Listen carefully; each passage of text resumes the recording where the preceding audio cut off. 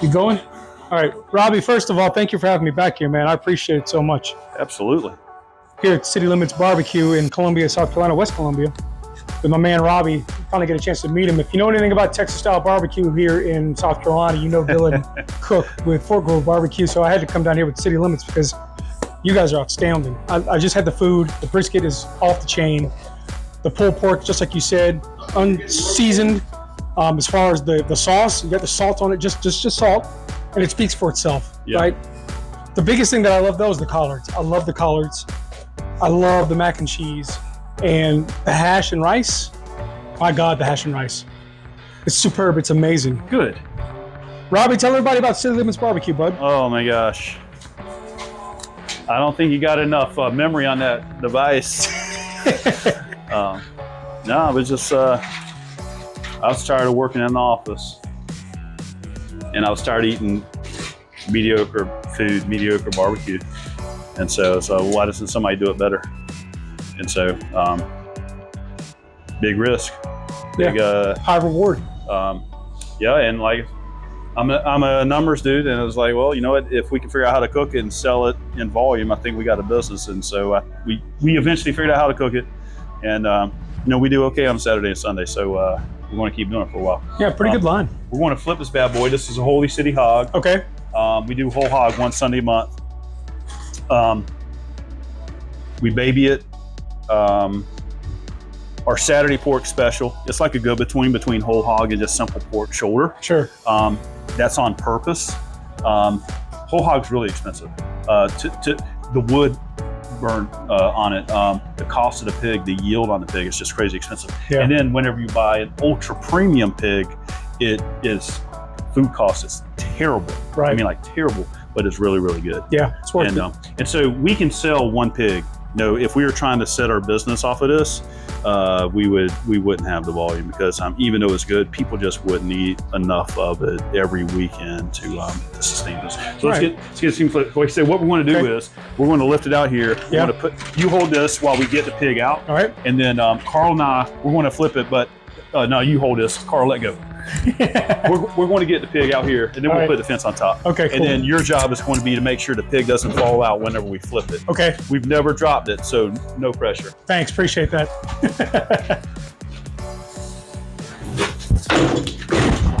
This thing is going to be beautiful whenever we get this thing flipped over. Yeah.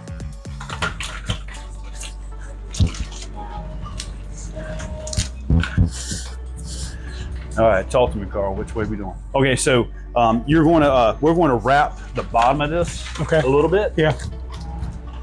No, just this side. Okay. Right over the left. So let's go. So yeah. Are you right over left over there? Left. I'll be opposite. You left over right. Yeah. And you'll stand in the middle. Okay.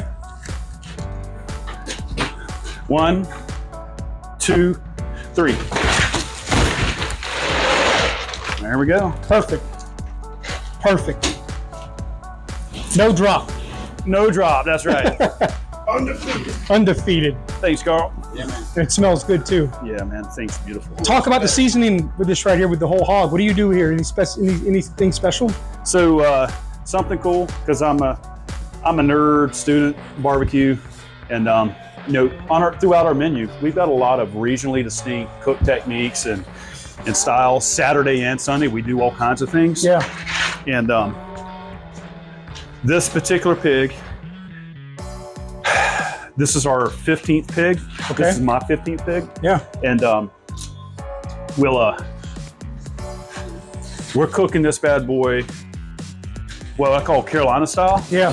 So the first year, and this is on purpose, we're doing, I want to shut this thing cooking again. Yeah. The first year, we did it North Carolina style. So, you know, skylight in style, salt, cook it, flip it, cook it, pull it, hot sauce, vinegar, salt, chop it, and that's the way we'd serve it. So when I say Carolina style, this is more of a PD style. Yeah. Similar to Scott's and Rodney Scott's, where we'll our mop technique's a little bit different, Mhm. but we're going to use a vinegary mop sauce on this thing. Yeah. And we're going to serve this pulled. Yes. And we'll do this for a while, and then I may move over to doing like some sort of Tennessee style or another version of whole hog Mhm. to give people just like a different experience with it. Yeah. So to relate, in Andrews, South Carolina, I grew up on Maureen's barbecue, and does the same thing, right, with the vinegar base and does the pulled pork, whatever. And again, that kind of concept. I mean, Tay Nelson started doing some of that past few months. He'd been doing it every first Saturday of the month. Mhm. Same type stuff. And a lot of people haven't heard of whole hog, that type style, whatever. Yeah. But as soon as he put that out on the menu, I was like, I got to go get that because that's what I grew up with. So with you doing that and me being closer to the PD area, that's going to resonate a lot. So it's good stuff, man. It is good, and using a higher quality pig has way more marbling in it. Part of the attention to detail here is like making sure that the loin and that it's cooked right, Yeah. so we can use it. Our goal is to be able to utilize 100% of the protein on there. If it's not right, we make a decision like, do we include it or not? Which, if we don't include it, then it's like that makes the food cost even worse. Sure. But our goal is, whenever we serve this, is like to serve literally the best bite of whole hog that we can. Yeah. And so I wish that we were a normal business where it's just all about pushing the barbecue out. But I think that's one thing that's cool about, I think that's one thing that's cool about my regular customers. They know that if we're doing something that, like, I bring the heat, The flavor heat. yeah, and if I don't, it's an open door. They're welcome to let me know, hey man, that was a miss. Luckily that doesn't happen that often. Yeah. That's why we're using this high quality pig instead of just a cheap old commodity pig. Yeah. To just try to execute the best version we can. Sure, with the highest quality possible too. Yeah. Yep. All right, real quick, you're open on New Year's Day. And the other thing that caught me when I was in the line, I saw it, Hoppin John. Mhm. Okay, explain to people, because up in Greenville, a lot of people never heard of Hoppin John before. So explain Hoppin John to people who may have never heard of it before. There's a few ways to prepare it. The way that we prepare it, it's basically black eyed peas over rice, Yeah. and with a really good pot liquor. And so the way that we prepare ours is we take benefit of doing whole hog once a month. So we got 4 weeks. That pig's got 4 legs. And so the way that we flavor our peas, which we make all of our beans, peas, but all the sides on our menu are all from scratch. So we use Martian Mill Sea Island red peas, Yes. which are an heirloom black eyed pea. Yep. And so that's what Hoppin John is typically a black eyed pea dish. And so we'll soak, and then we'll braise these Sea Island red peas in our house made pork stock. Ooh. And we'll also braise it with one of the pig legs. So you get a lot of the Was it juicy? extra flavor Yeah. coming out. I don't talk about too much because some people it is kind of gross. And we, in some of the things on our menu, we intentionally position no gross parts. This is maybe people who would be affected by gross stuff. That's probably like the grossest thing that we do. Yeah.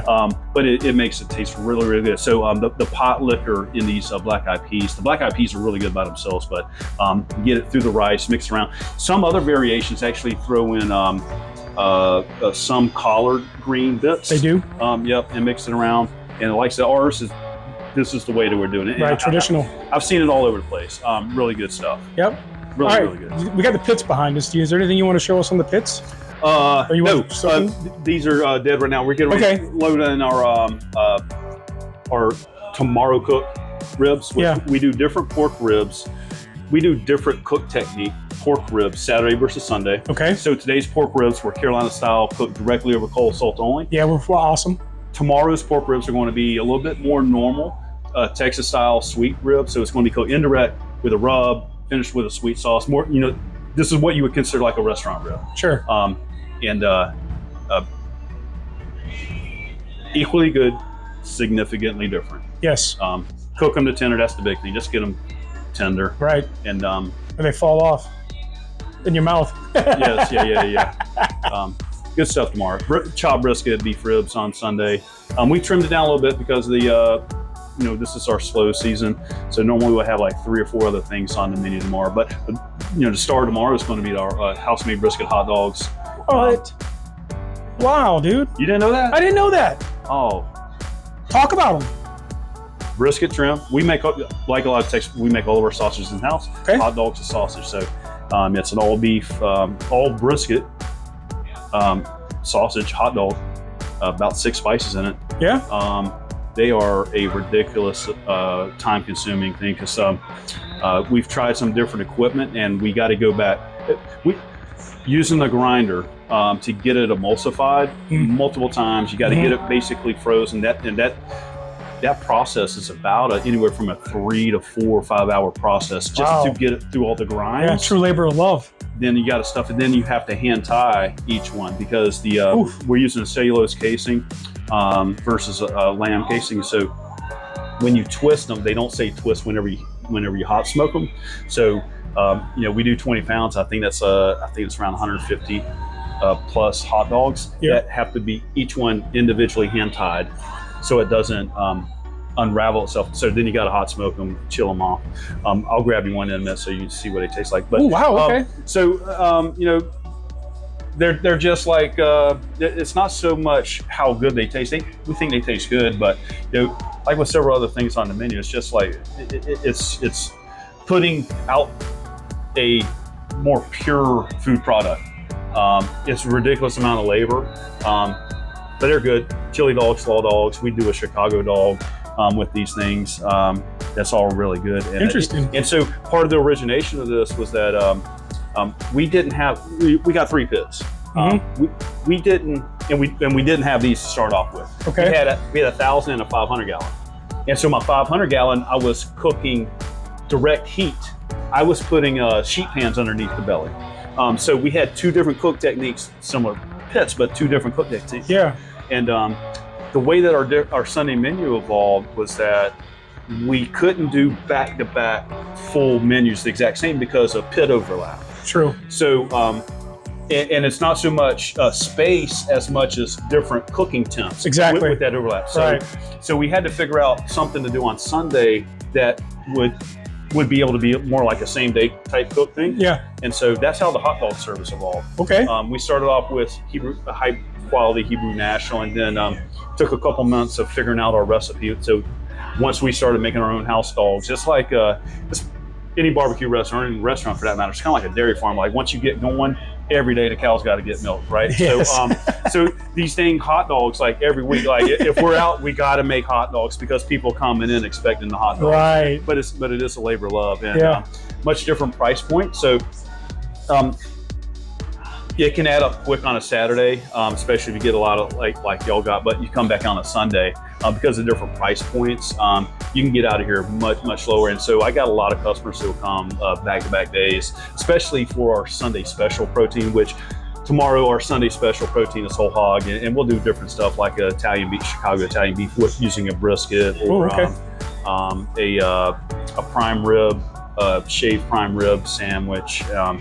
What else? Pork steaks, yellow sauce pork ribs. So to give people, the other part of the strategy was to give people a different reason to come back. Sure. So it's a similar vibe, but it's a different vibe, and you can sit down with different food. Yes. And enjoy us back, or visit us twice a month. Have different food each time. So that's good, man. That's good. So we're going to breaks up the routine. We've got enough pit space now that we could do a back-to-back cook, but we're in a groove with what we do.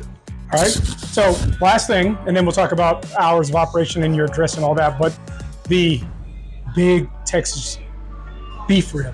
Now, when you were out there with the line, he was out there giving like all kinds of menu descriptions and everything in the breakdown. You want to talk about that beef rib so people don't come here being surprised with what it costs? Sure. Yeah. South Carolina. I mean, I grew up here. Before I got into this, I'd never had a beef rib. Not like this. Right. And once you have a bite of it, you're like, holy smoke, this thing is good. Yes. And so the good thing is it tastes really good. Bad thing is you got to buy the whole rib. And each rib, you got to buy bone. I mean, these are 3 bone racks. One beef rib out of that 3 bone rack. It's going to weigh anywhere from a little over a pound to, we've had like 2+ pounders before. Oof. And when you get a 2+ pounder, that's like $100. However, you can feed like 4, maybe 5 people off that beef rib. You can, because the amount of the richness of the fat that's in it, it fills you up really quick. Right. And it's just one of the most luxurious bites of barbecue. I've had a lot of barbecue all over the place. Yeah. Beef rib still, it is it may be tied with something else, but it is at the top of the list in terms of. I call it the barbecue filet mignon. Yeah, it's just unreal. And so you got to buy the whole rib, and so it's an investment. Yeah. And a lot of the people here would complain, particularly early on before I really pushed explaining it to people, because people seeing me written up somewhere, they're coming in here all excited about this, and they order everything off the menu, and when you throw that beef rib onto it, what you thought was going to be like a normal low-key lunch turns into a 3-figure adventure. And after the fact, it's all really good, but people kind of lose their minds, if you will. Kind of sticker shock a little. Whenever you wait in that line, yes, you've absorbed all of this hype about what you're getting, and that beef rib is sitting right there, and you get it. It's really, really good. But if you've never ordered for it, and that's why I go out there and preach, right, it can add up really quick. Yeah. Okay. And you know something though, when you get it, it's worth it in its value itself, because like you said, it's enough meat to last you for a while, and you can keep picking off of it too. So, all right, give everybody the hours of operation and your location, please. Saturdays to Sunday. So winter months, we got a little abbreviated hours, and we're getting ready to do some renovations to the behind the scenes stuff. So the next couple of weekends we're planning to be closed, but once we get back to normal operation, we're only open Saturdays and Sundays. Saturdays 11 to 5-ish, depending on how busy we're expecting to be, and Sundays 12 to 3-ish. Okay. And I always say Sundays is 12 to 3-ish because I got a lot of regular customers, and depending on what we got going on, we'll have line out the door at 3:45 sometimes. And as long as we got food, we keep serving. So I'll get messages, particularly people driving through, and my regular customers, people hitting me up at like 2:45, 3 o'clock. Say, hey, you got any food left? Are you still open? We're 20 minutes away. Can you? And like, absolutely. Yeah. Come up here. If we got it, I'm going to feed you. Cool. So Instagram, follow me on Instagram. I'm always posting about that. What we got left, what we don't have left. So save people a wasted trip. Yep. And your email newsletter. Email newsletter Friday evenings if you're local, or if you're traveling in. You need to get on that email. Tentative menus Saturday and Sunday, estimated wait times on Saturday, any publicity. And in general, I give people a heads up, particularly the regular customers. They know if I mention, hey, we were in this national magazine, my regular customers know when we're in any kind of big publicity, it is a terrible line. And so they'll stay away, or they'll come later in the day, right? When they know the line's going to shake up. Dies down. So getting on that email is very beneficial, whether you come in here just one time, special trip, or if you're want to be a local regular. Very good information in there. All right, and your location? West Columbia, Methodist Park Road. For real, all you got to do is type in City Limits Q or City Limits Barbecue into your phone, and it's going to pop up. Somebody told me a couple weeks ago that they're in their Tesla Grok. They said best barbecue they were driving through, best barbecue in Columbia. City Limits was top of the list. So pretty easy to find. Sure. Follow the smell too with your nose. Conveniently located off of 26. So if you're going from Greenville or Charleston or Charlotte, vice versa, very convenient stop off. Yeah, it was easy for me to find because I came from Greenville for this. So, all right, Jamie Sanderson, the Culinary Encourager. Go to your Nom Nom place. Be a Culinary Encourager. Leave negativity in the trash can. And thanks again, Robbie, for the tour back here and for allowing me to flip a hog, man. I appreciate that so much. Thanks for coming. Yeah, man. Thank you, man. Appreciate it so much. Dude. Yeah.